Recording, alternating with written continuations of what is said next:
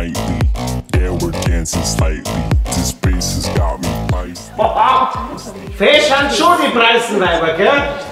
Ja, die schon, aber ich war, wenn ich mal mit den Rätseln verstehen wir nicht. Komisch. Ja. Was gibt's? Die große Blonde. In 5 Minuten gehen wir mit der raus. Widmer. Du, mit der? Niemals. Wie möchtest du das anstellen? Keine Scheiße. Ein 20er.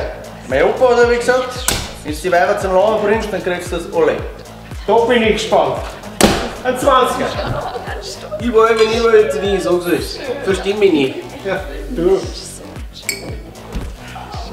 Pass auf. Pass auf.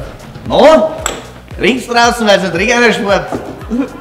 Sorry, wir sind aus Nordrhein-Westfalen. Das macht ja nichts. Ich verstehe dich nicht, du musst schon deutlicher sprechen. Ja, dann werde ich ein bisschen deutlicher. Ich habe mit meinen Freunden da drüben gewettet, dass wir zwei in den nächsten 5 Minuten da rausgehen. Verstehst? Wohl eher nicht. Ich habe zu Hause in Düsseldorf einen Freund. Das tut mir aber leid.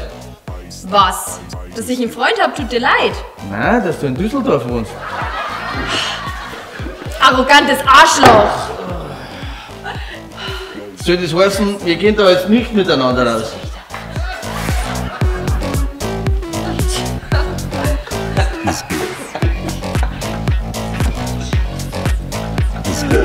Howie, war wohl nichts, haben mit deine 5 Minuten.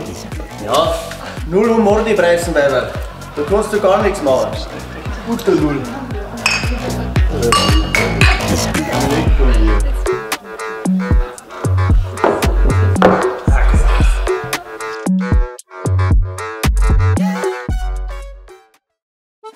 Bayern Comedy wird unterstützt durch die private Landbrauerei Schönramm.